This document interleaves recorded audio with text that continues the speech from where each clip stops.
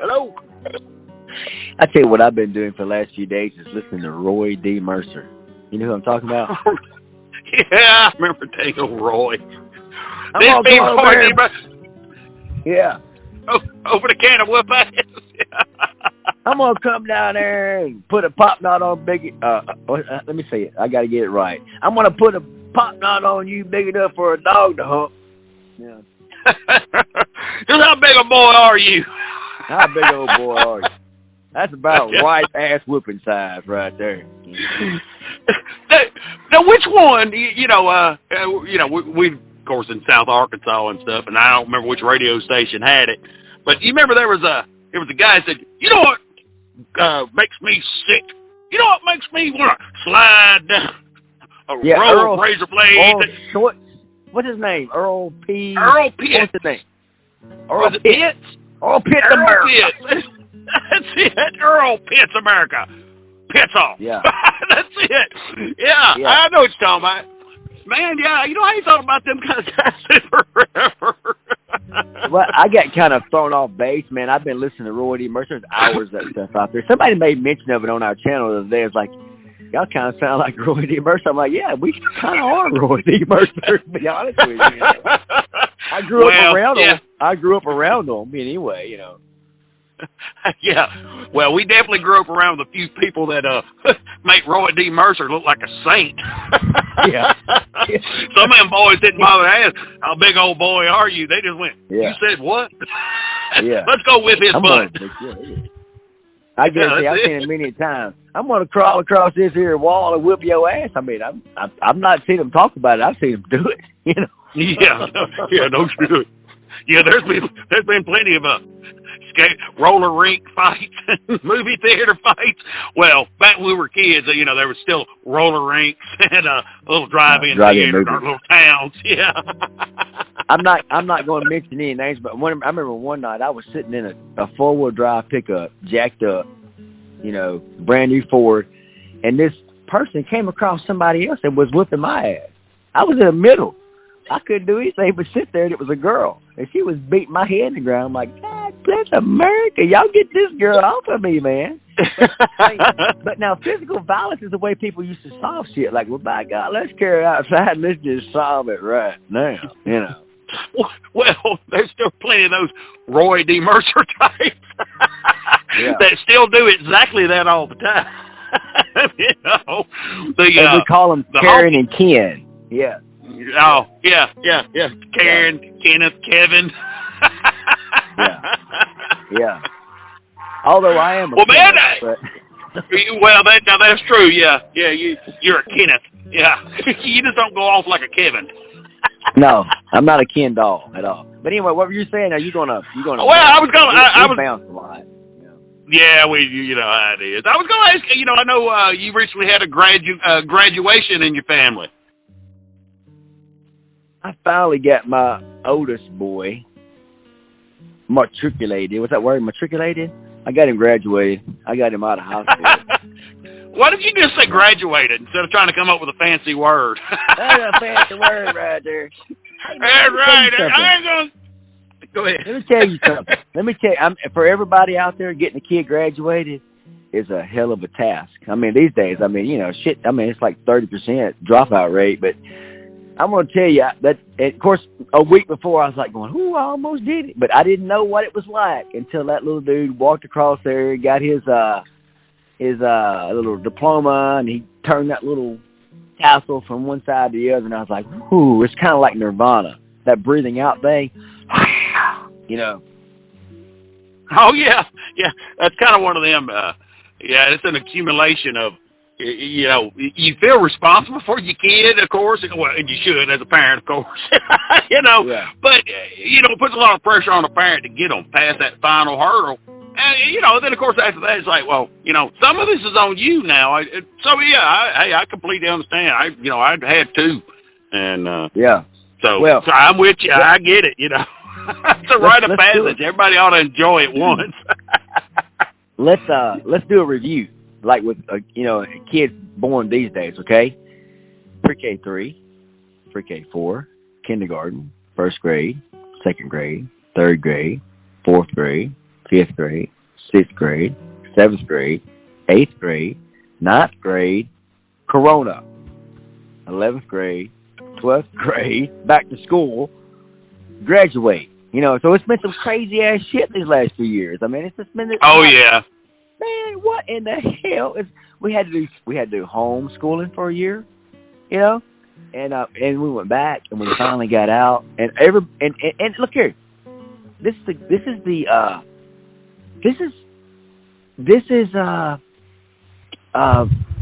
it's like graduating a class of students different than we have done in our lifetime. Where kids, oh yeah, and you had to provide an internet line. I mean, it was. Hey man, it's been some crazy shit. I'm glad to see that boy out of high school. Is all I'm trying to say. Oh hey, well you know, man, we're going to see the effects of the effects of this. You know, those 2 years of our kids not getting to go to school. I mean, we're going to feel that later. It's going to hurt. I mean, that's going to be that's tough because there's a whole bunch of kids who. They kind of got pushed on that missed a couple years of social interaction. You know, there's going to be some mild adjustments for some and this and that, but I mean, I think overall, everything's going to be good. You know, everybody's going to be okay. But I do think, we'll feel it because, man, just during our lifetime, like you were talking about, they've changed how you do math. We were talking, borrow, Well, now they do this weird whatever, and they expect me to do it. It's like, well, you get the same answer. My way works, but I can't teach my kid that. Just they change stuff up. So yes, it's very different these days. But yeah, I know the man has. Go ahead. Well, I mean, the thing of it is that we went through the way we used to do it, and then they switched over to this Common Core, and then they switched to Epiphany, and now it's like, well, actually, I don't give a shit.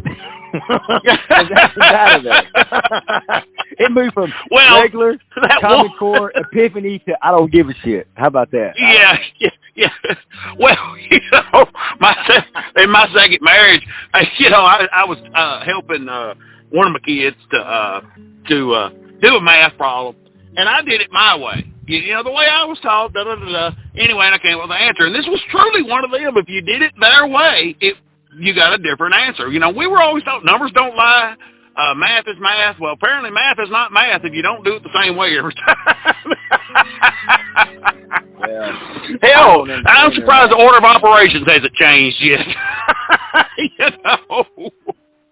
I sometimes wonder if it hasn't, because sometimes I go, well, okay, anyway, all right, so I want to talk about something that I went to yesterday, and that I don't know if I told you about it. But man, we went to a college baseball game yesterday. We got to sit in the VIP seats, and right behind the home plate. And I got to see some guys. I want to tell you right now, America did not quit. You made this point. The United States of America did not quit during the pandemic. There's people that pushed and hurdled, and they did everything they were supposed to do, including our kids. Like, I know about your children. I know that they've moved up in their work areas. They've done all kinds of things that are good during this time. If you're a good person or you wanted to move ahead, you could move ahead. You can make more money. You could do all kinds of good things. Oh, I wanted for that. The opportunity was there.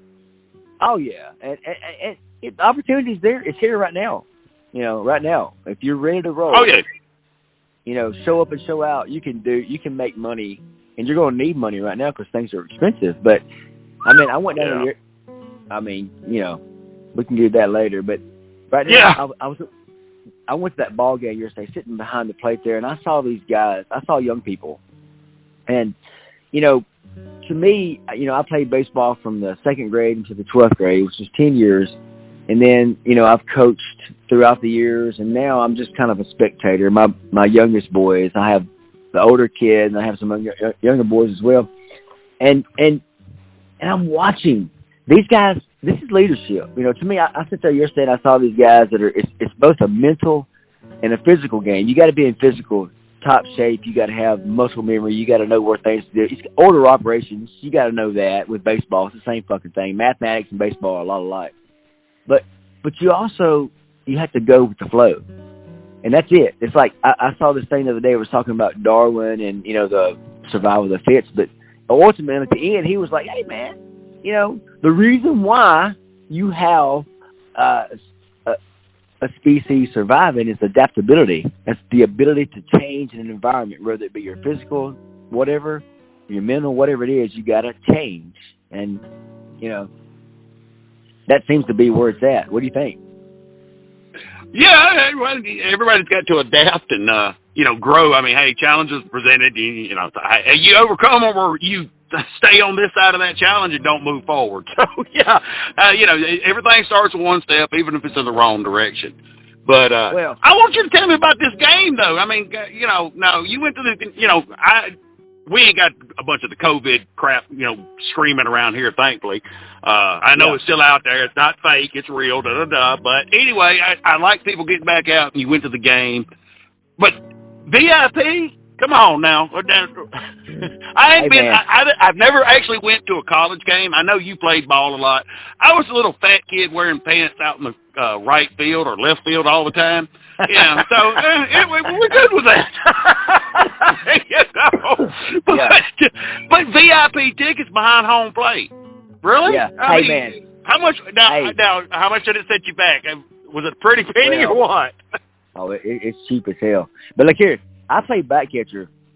Of the 10 years I played baseball, I played back catcher for at least 8 of them. I scored at All-Stars and won the championship, stuff like that for 8 of them as well. So, I mean, I love baseball. I love being out there. But I'm going to tell you right now, I was humbled. I'm 50 years old now. I was out there watching these guys that are college age, and man, those pitches are coming across the plate or at 70, 94 miles per hour. There's not a ball missed. The back catchers there are just unbelievable. They, you drop it sometimes, but just watching it from that home plate for nothing. And let me tell you this: $25 for a VIP section at UALM versus Arkansas State University. It was an awesome game. I loved it. I'm gonna tell you right now, ULM is a tight team, but they're not even the tightest because they've lost more games than they won this year. But that shit was tight. I couldn't even imagine what that winning team in that series is. Again, I've coached. My younger sons are playing ball now.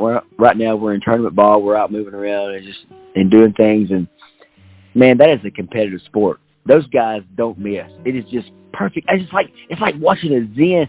It's like watching ballet. You go watch your daughters play ballet, and you go, damn, man, how did they make that move? How did they do that flip? How did they do that? It's the same thing with this baseball. This baseball is flying around this field. 9 guys out there. It's called teamwork, man. It is. It's teamwork. I mean, it's practice, leadership. Yeah, hey, but I'm with you. I was giggling a minute ago before you was talking about you being a bad catcher and you being 50, and I was like, yeah, I can't wait to see you out there trying to jump up and catch a 90-mile-an-hour ball at your age. Your knees would just blow out, Brad. That's just all it would be to it. Hey, let me tell you something. Let me tell you this. In the past few weeks, past year or 2 or 3, I've got a boy coming up who's a pitcher.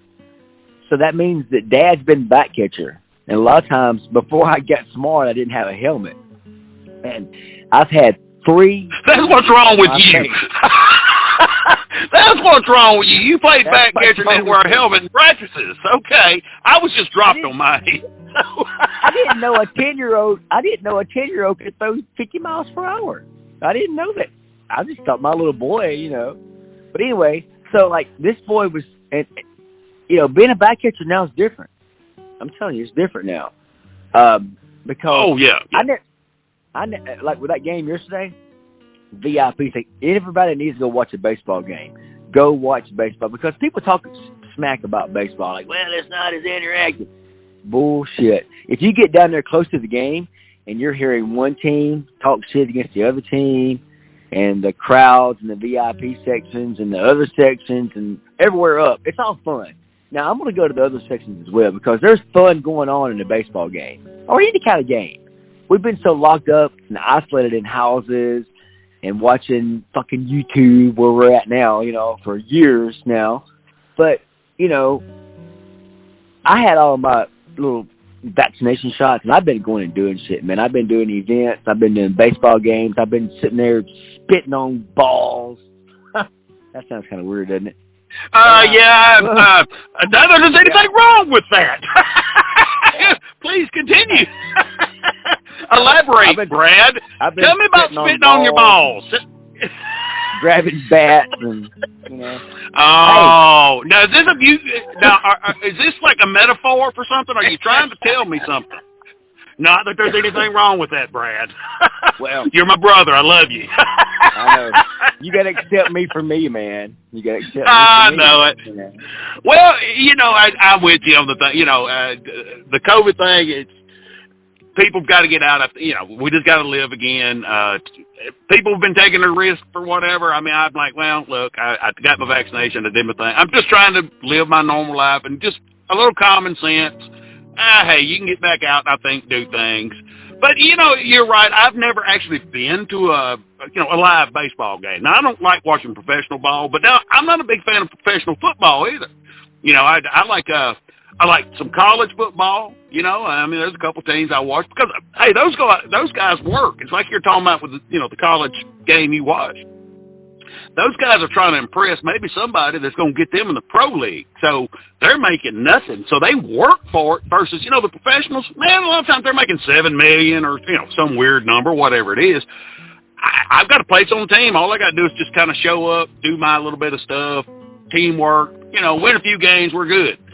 The college folks, they hustle, and we never got into that because I've never been a sports guy, Biggie, and I know yours was more baseball and stuff. You didn't do the college ball, so I can understand being impressed by seeing that level of performance, especially with those guys. So, we ought to go. We're going to go do one of them, just whatever. You made a comment about all the free beer and stuff with the VIP experience. We're going to try that one.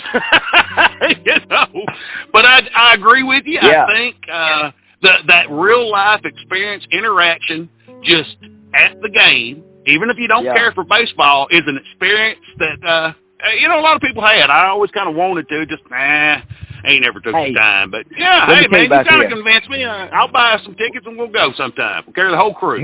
Here's the deal. My wife and I went to a New Orleans Saints game back in November. In New Orleans, playing the Atlanta Falcons. But let me tell you something. You're out there, man. This place is packed. And it's so fun because everybody's talking shit. Like we were over in a little section where like there were some Falcons fans as well as New Orleans fans. And of course, that particular time, New Orleans smack talking. Our team. Yeah, it's just trash talking. We do it at the level of baseball. And I tell you this, I got into a thing with a coach. I was like, whatever. I was talking shit to a coach, and then my boy wound up on this coach's all-star team. And I'm like going, oh shit, like, oh shit. I was talking smack against our team beating their team, and then now she's being, my youngest boy's coach. I'm like, ooh. Goodness. But anyway, teach you to run your mouth willy-nilly, huh? Yeah. You better watch your mouth. Sorry, go ahead. You never know. Well, you never know where it may come out. But look here. So, like, going to, as you said, going to these games, like, I'd never been to them either until I was almost 50. I went to my first, in fact, it was for my 50th birthday. I went and saw the New Orleans Saints versus the Atlanta Falcons. And then, but I've been to these college games, and I really prefer those. And let me tell you this about the college games. There was recently a mile per hour record set for a college game. It was 105.5 miles per hour. Go look at MLB. You was talking about the MLB, the professional versus the college. But, the MLB average is around like 85 miles per hour. In college, they're throwing that at least, 85 above. If you see a 78 mile per hour pitch, you're going, it's kind of slow. If you see 190, you go, yeah, that's about right. So, like, what you're getting from the college experience is that it's excitement. That's where it's at. People always, I've heard people in the last few years going, I hate college right now. All you need to do is go down there and learn how to do a statistic scale with the Votex. And I'm like, yes. fine and dandy if that's what you want to do. But man, if you have time to show off for, I sound like Dennis Leary's electronics. yeah. Roy D. Mercer for real. Go ahead. I'm sorry. Wow. That's exactly it, though. It's like, look here, man. You can, if you have time to develop. I read that Malcolm Gladwell book a few years ago, The Outsiders, and really, you don't know how to do anything until you spent 10,000 hours doing it, which is basically 40 hours a week times 5 years. But it's a 5-year apprenticeship if you're blue collar. Yeah, or anything. I don't give a shit if it's blue collar or white collar or sales or, you need those hours to get good at any baseball, soccer. You need to spend the time to do it. I was just trying to relate it. Yeah, I was just trying to relate it to an apprenticeship type thing. If you got into a craft, it's a 5-year thing to become what they consider proficient. So, sorry, go ahead. Well, no, you're exactly right. Everything they say, not they, but the research. Everybody hates on science or whatever, but the reality of it is that after about 10,000 hours doing something, now you can do 10,000 hours in 3 years. I watched these guys playing basketball, talking about sports. I had one of my sons, he was like, I want to be a basketball player. And I'm like, you better get out there and bounce that ball. Because those guys that I watch that are good, that are playing in even high school basketball, they're out there 30 hours a week, 40 hours a week. Whenever you look at those guys, they're bouncing the ball. Those guys that are playing baseball, they got a glove in their hand. And they're tying their knots tight, and they're keeping their glove. they're it's muscle memory. When you're into it, no matter what it is, it's all muscle memory. And you're right. Hey, if you want to learn to balance a ball on your finger, you got to spend so much time spinning that ball trying to learn to do it, and then you get muscle memory and can do it easy. So, it's all muscle memory and learning. You made the comment about, going back to the speed and the college ball. Well, you also got to say now, in the major leagues, those guys are older, but now there's still some of them guys that can, sling the crap out of a ball.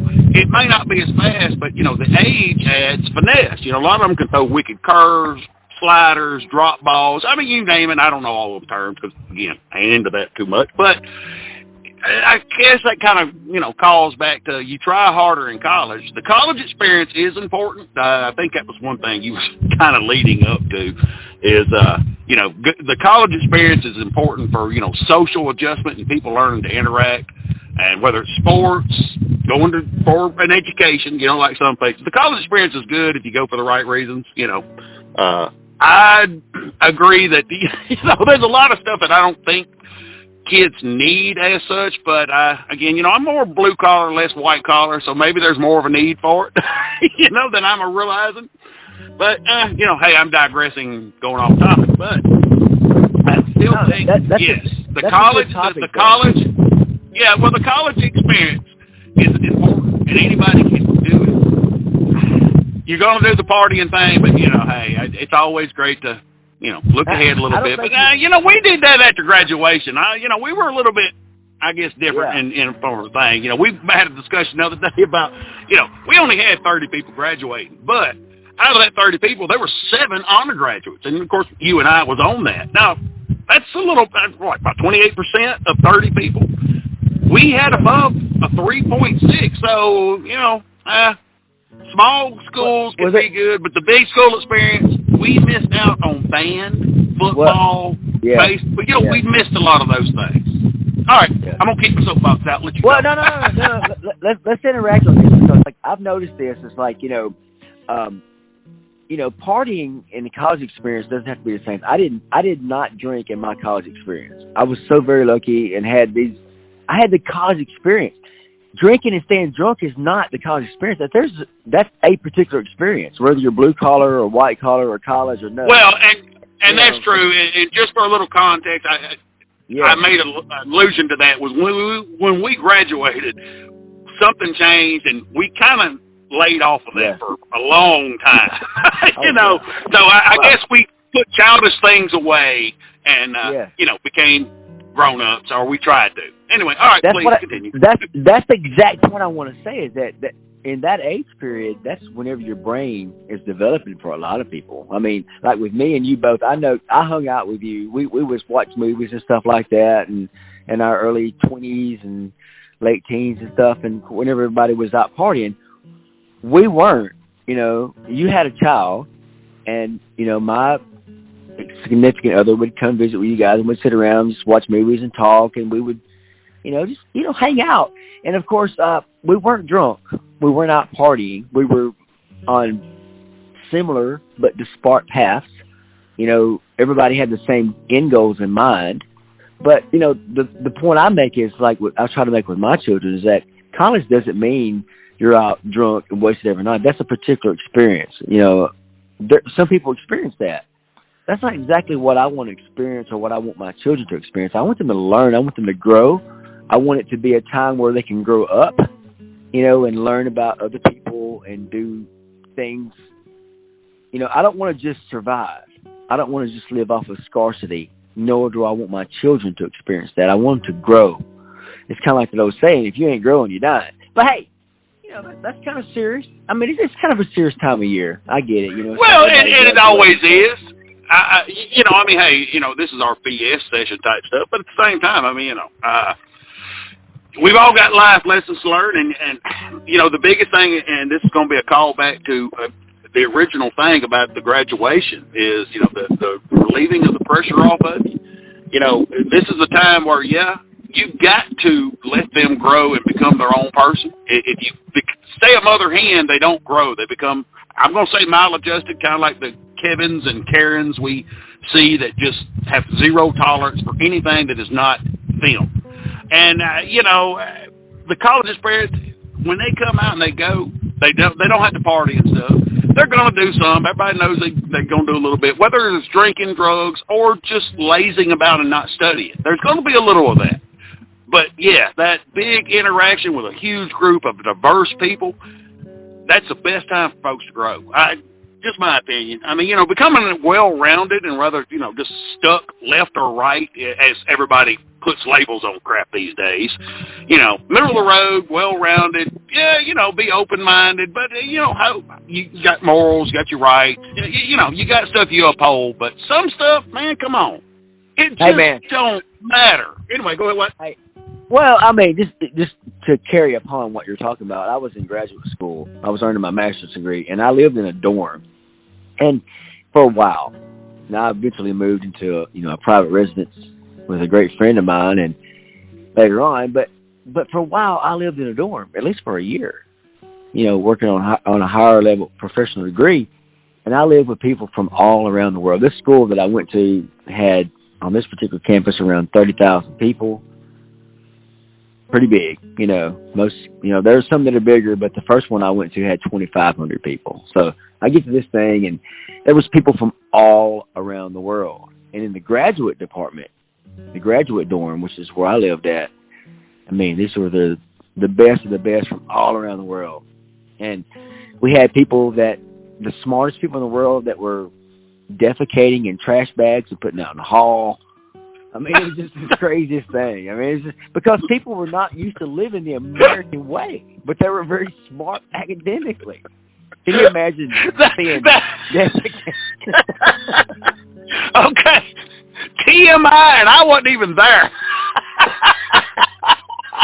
Imagine that, though. Imagine walking down the hall. Imagine the janitor. It's like, now look, I have to wonder, and I know some folks might gonna hate on me for asking this.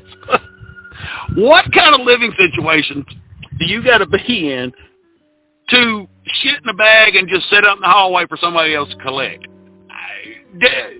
If you're gonna shit, how about shitting something and get rid of it for your damn self? But I understand what you're saying. I know some countries have got some different things, and very different.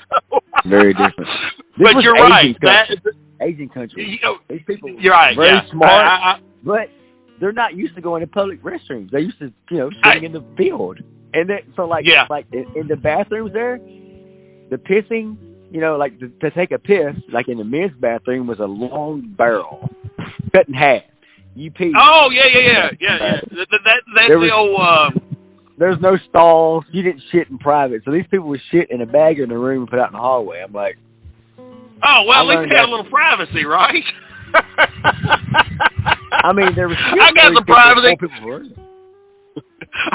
I'm going to shit in a bag and set it out here still warm.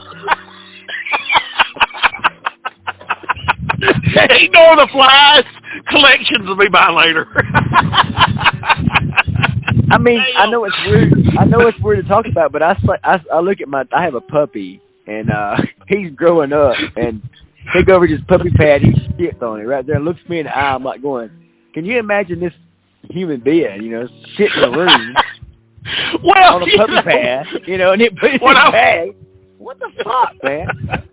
I hope his aim's good. Or he uses a trash can one. Anyway. Yeah.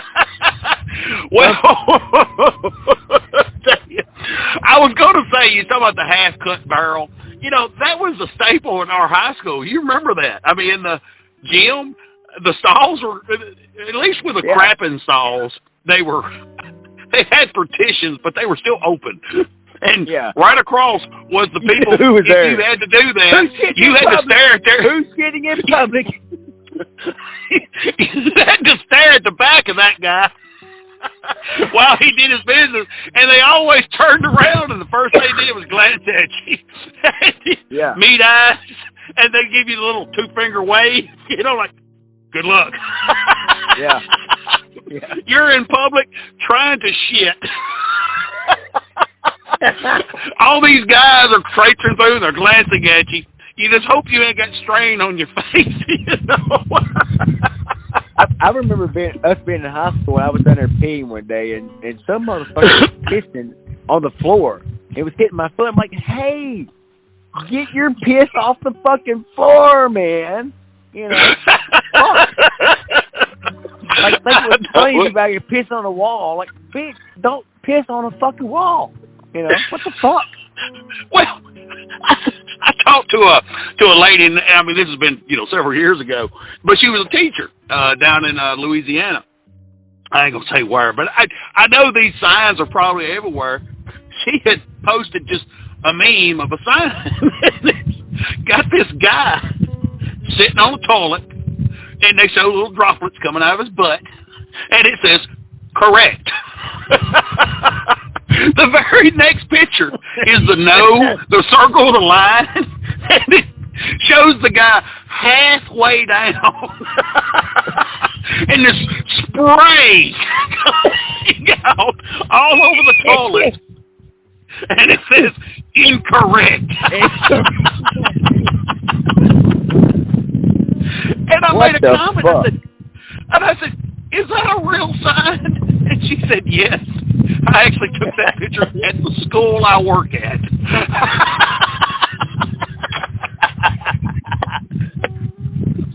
What kind of bizarre world is that, man? I don't know, but, well, you know how it is. Man, in high school, especially, high schoolers, 8th to 12th grade, we're all a bunch of just nasty, stinking, going through puberty, hormonal animals. We are marking territory. Yes. It is like humanity at its fucking rawest right there. Yes. And you know what we do? We pile them together. Y'all learn to get the fuck along. Right. Yeah. Oh, jeez, man. Hey, again, that's why I'm glad my little buddy's out of there. He's out. You know what I'm saying? That shit, public school is the worst fucking thing. That's like going through a fucking desert with no water. I mean, it's like horrible. Yeah. Man, all schools are like that. Private schools are just as crappy. They just can afford to pay for it privately. Everybody has to admit, man, come on. Those are the most awkward, worst, best years of your life. Ever. I would love to go back to high school. Just because I hated it then, but, that was probably the best years of my life. Even though I was a dumb SOB. you get older and you kind of realize, well, if you make it this long, you know, you kind of realize, damn, I wasn't cool, hot, sexy, or nothing. Yeah. Hey, like whenever I think of our youth, yeah, I think of us. And man, I'm gonna tell you right now, it only lasted really for at the most of 12 years. But even now, even though all the shit I've done in my life, those years, specifically those last 3 or 4 years, that was some exciting shit. I don't think that I could ever compress as much information in one small spot that you could when you're that age, because everything is on the go all the time. I'm watching these young boys of mine, and they're all just they don't fucking sleep, just like we didn't sleep. There's always something going on. Staying up to all hours, doing crazy stuff, thinking you're being sneaky. Your parents probably know. But don't give a shit. I'm not getting up at 4 a.m. to deal with this shit, dude. You gonna just put a bandage on, okay? All right. Are you bleeding profusely? It's seeping. Put a rag on it.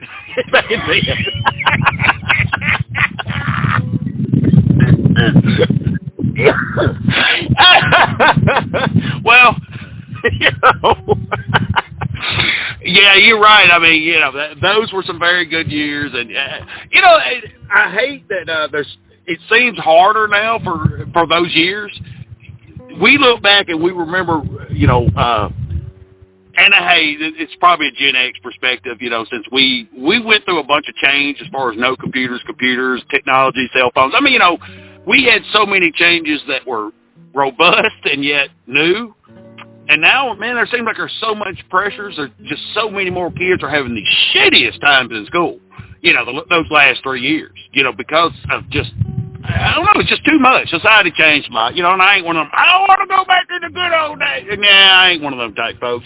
The good old days are only good in their memory. They were shitty, too. But I do think, it's harder to get kids through school these days. There's just way more distractions, that we didn't have then, Yeah. Can you imagine? Remember, we had party lines, and, you had to remember somebody's phone number and put your finger in the hole and go,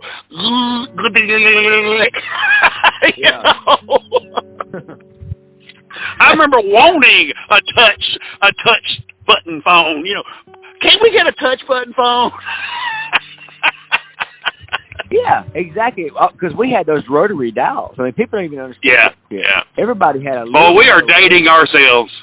We are dating ourselves really bad.